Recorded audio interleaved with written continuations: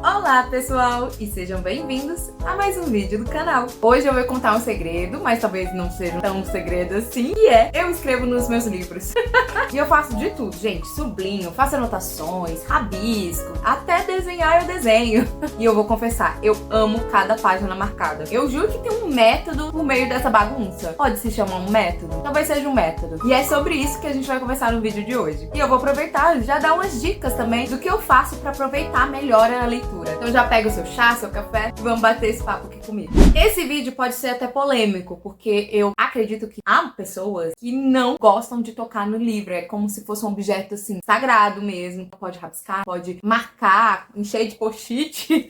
Mas vem cá, vamos combinar que um livro parado na estante não cumpre seu papel. Ele precisa ser lido, vivido e sim anotado. E não tenha medo de fazer isso tudo um espaço de troca entre o que você pensa, o que o autor pensa, sabe? Que é aí que se faz a interpretação. Porque vamos para a parte científica da coisa. Quase isso. Anotar e sublinhar na hora que você está lendo melhora 1000 vezes mais a sua compreensão daquele texto. Porque você está fazendo ali uma leitura ativa e não mais passiva, só recebendo aquelas informações. Mas você está trocando ali as suas experiências também, que são relevantes, tá? A gente infelizmente não tem essa experiência de sentar com Machado de Assis e falar: meu filho, eu não entendi essa ironia aqui não. Eu não entendi o que você quis dizer quando você tava falando mal da Capitu, sabe? E aí você vai buscando nesses elementos no livro. Então, como você não pode colocar o Machado de Assis, carne viva, na tua frente e fazer esses questionamentos, essas análises, você faz no livro, entendeu? Faz aquelas experiências mesmo. Não precisa ser nada rebuscado. Nossa, eu estou falando uma coisa mais significativa do mundo. Não, fale realmente. Se você tivesse a oportunidade de falar com aquele autor, o que você diria pra ele? Eu amei essa parte que você escreveu, não gostei por quê? E assim você vai preenchendo o seu livro, a sua análise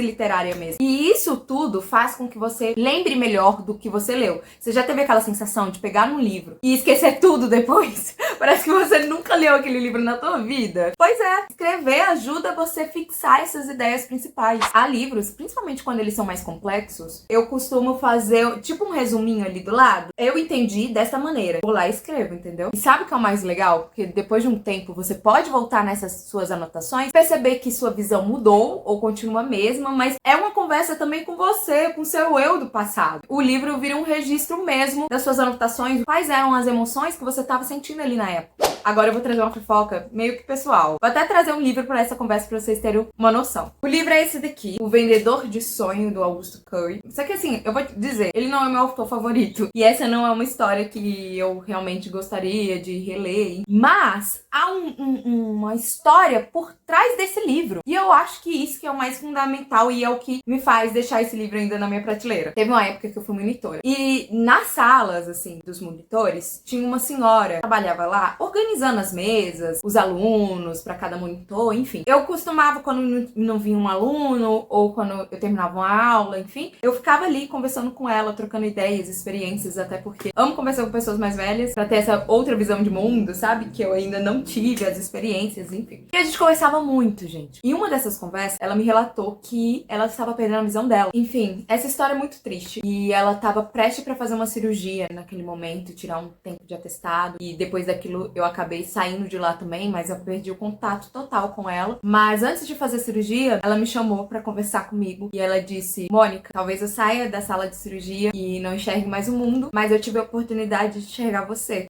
Eu vou chorar. E foi muito lindo, porque ela falou bem assim: talvez você não enxergue o que eu estou enxergando em você. E aí ela falou: talvez esse livro faça você enxergar como eu te enxerguei. Isso foi a coisa mais linda. Eu acho que é o melhor presente que você pode dar pra alguém. É você dar um livro e sair anotando tudo porque você acha aquela pessoa tão especial por meio daquele livro. E talvez você coloque ali em palavras ou enxergue detalhes que aquela pessoa talvez nunca leria, sabe? Nunca perceberia. Isso foi incrível. Fazer a leitura, mas uma leitura comparada, assim, uma leitura com a visão dela, como se ela estivesse me guiando por esses caminhos da leitura, foi incrível. E por mais que eu não leria este livro, não faz parte, assim, da minha coleção, eu gosto de relembrar, muitas das vezes, o carinho que ela teve por mim. Inclusive, ela deixou até a dedicatória dela aqui, escrita assim: pra uma pessoa querida que tive a honra de conhecer. Abraços. Ai, gente, tá vendo? O livro também é emoção. E o livro conta mais história do que a própria história que tá aqui dentro. Deixa eu me recompor, porque eu vou chorar um pouquinho.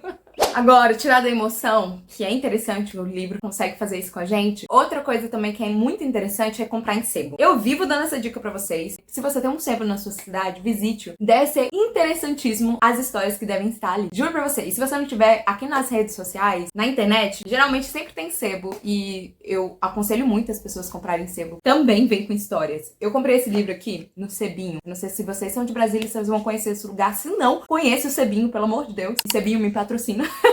Mas eu comprei esse livro aqui e ele é de 1991. E sabe de onde ele veio? Ele veio da Estação Botafogo. Assim, ele veio do Rio de Janeiro pra Brasília. Aí eu fico imaginando a volta que ele fez pra chegar até aqui. A história que ele tem por trás até chegar nas minhas mãos, entendeu? E aí eu falo mais uma vez, as histórias dentro do livro são mais do que as histórias que estão dentro do livro. Só pra vocês terem ideia. Teve uma vez também que eu tava lá no Sebinho, fazendo garimpo lá das minhas leituras. Aí eu peguei um livro da Cora Coralina. Dentro dele tinha um cartão postal de uma senhora que estava em Paris, que por causa daquele livro, ela correu atrás dos sonhos dela. E ela percebeu que não estava tarde demais pra correr e conquistar aquilo que ela desejava. Gente, olha que magnífico você achar um tesouro desse. Por isso, escrevam nos seus livros, sabe? Faça dos seus livros um diário também. Os meus livros são um diário. Aqui no livro do Bernardo Soares, eu vou te falar um negócio. Quem pegar isso daqui vai saber mais da minha vida do que da vida do Bernardo Soares.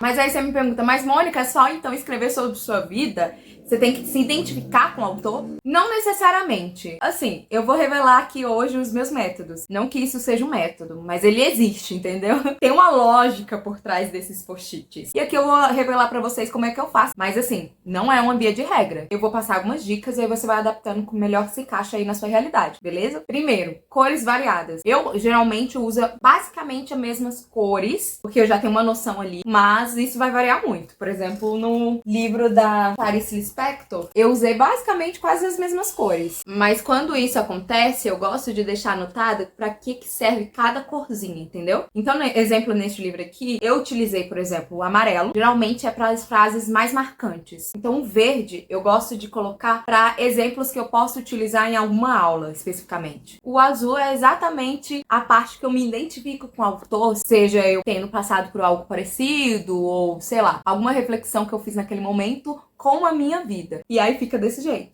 Tem uma lógica por trás. E para grifar, eu faço a mesma ideia. Eu uso alguma cor, assim, de caneta, marca-texto, pra também com a mesma lógica de ideias que eu falei anteriormente com os post-its. Aí você fala, mas Mônica, pelo amor de Deus, eu não tenho tantos post-its, eu não tenho tanto marca-texto assim. Agora eu vou esperar meu vizinho terminar o barulho dele enquanto eu tomo um café. Então, primeiramente, eu preciso confessar, eu sou louca e viciada em papelaria, entendeu? Por isso que eu tenho isso tudo. Essa é a primeira justificativa. Segunda é que eu trabalho com isso diretamente, entende? Eu preciso fazer essas marcações nos meus livros porque está diretamente ligado ao meu trabalho. Mas você que só está lendo por bel prazer, não há necessidade de ter essa quantidade de marcadores, não sei o que, entendeu? Não precisa disso. Uns 2 ou 3 no máximo, e olhe lá, porque aí você pode fazer as suas próprias anotações sem necessariamente passar um rabisco ali, ou grudar tantos post-its assim. Mas, se você quiser, lembre que eu sou só uma doida na internet. Mas o que eu vou te incentivar é você rabiscar nos seus livros e fazer suas próprias anotações. E como é que eu faço as minhas próprias anotações, Mônica? O que eu vou agregar no livro? Tudo. Sabe seu kkk? Sim, eu coloco um kkk. Se eu acho a passagem engraçada, eu coloco hahaha, sabe? Eu rio. Por quê? Quando você imagina que eu estou rindo daquilo, alguma coisa aconteceu ali pra eu rir daquela passagem. Eu ri porque eu entendi a ironia do autor, eu me identifiquei com a situação, o que aconteceu ali, quais são os elementos que estão descritos na narrativa que me pegou e fez com que eu tivesse esse senso de humor, viu? Não é só simplesmente kkk. Tudo tem uma justificativa. Assim, você pode colocar um rosto sorrindo, sabe? Um rosto chorando. Eu gosto de fazer essas anotações também. Não precisa ser nada tão profundo e poético. Não é pra você escrever um segundo livro no livro. Por exemplo, neste livro aqui, que é um livro que eu chorei muito, horrores, as minhas marcações foi assim, Mônica, cuidado, entendeu? Mônica do futuro, né? Fora que eu fiz anotações em papéis também. O que eu coloquei carinha chorando não foi brincadeira. Eu tô falando sério, ó. Coloco uma carinha chorando. Aqui eu coloco arte triste, tenha cuidado, entendeu? Eu vou conversando comigo no futuro também. Não precisa ser nenhuma marcação, sabe, filosófica, profunda. Ah, Mônica, mas não é meu livro, é emprestado, né? Sei lá, peguei da biblioteca. Por alguma razão você não pode escrever no livro? Então pega uma folhinha, faça a anotação separada. Não há nenhum problema em relação a isso. Mas faça anotação, sabe? Tira aquela informação que tá dentro de você, seja o que for. Tipo, na página tal, eu achei engraçado esse trecho que o autor falou, não. Sabe? Vai esmiuçando mesmo a leitura. Pode ter certeza. Eu coloco minha mão no fogo. Não, também eu exagerei um pouquinho. Mas assim, eu te dou um abraço.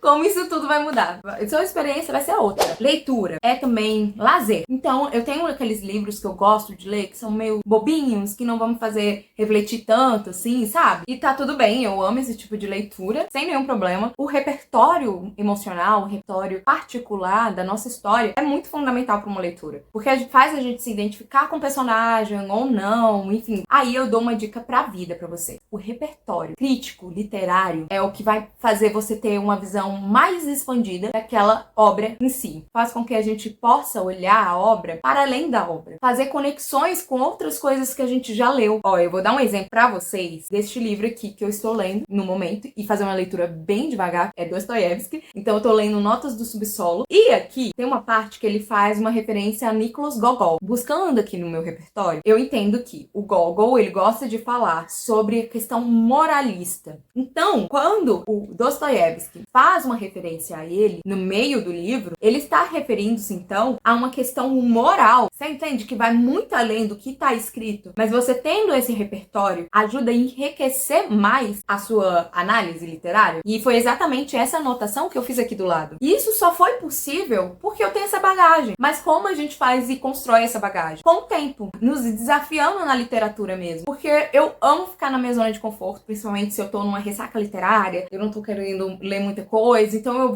começo a ler aqueles livros que são confortos, sabe? Que eu tenho certeza que eu não vou errar. Na hora de ler, eu sei que eu vou amar esse tipo de leitura. Mas eu gosto de me desafiar. Entende agora que há um motivo maior na hora da sua leitura? E faça a sua leitura cada vez ficar mais rica. E principalmente a sua releitura. Você passa a olhar o livro e a entendê-lo de outra forma. E principalmente na hora de você justificar os motivos pelos quais você amou, porque você não gostou, ou porque aquele livro te marcou de alguma maneira. Vai estar tudo escrito aqui, entendeu? É uma experiência única. E no fim das contas, cada leitura se torna individual. E a forma com que você interage com o livro diz muito o momento que você está vivendo. Ou seja, quando eu pego pra ler este livro no momento e eu não tenho nenhum repertório literário, eu posso ir lá no futuro, olhar pra este livro e falar: nossa, agora que eu sei dessa informação, dá pra acrescentar nesse livro. Você entende? Fica um jogo de conversas e interações, experiências e conhecimentos que constrói a base de quem você é agora. E principalmente quem você vai ser no futuro. Experimente fazer isso nos seus livros, você vai entender a experiência incrível que é conversar com você no passado, com você no futuro, pessoas que poderão vir a ler seus livros. Enfim, leitura, gente, é uma conexão com você, com o outro, com o autor. Não é só ler por ler. Por isso que eu digo que leitura é magia. É mágico mesmo. Se você quer deixar as suas leituras mais intensas, anote, rabisque, sublinhe, faça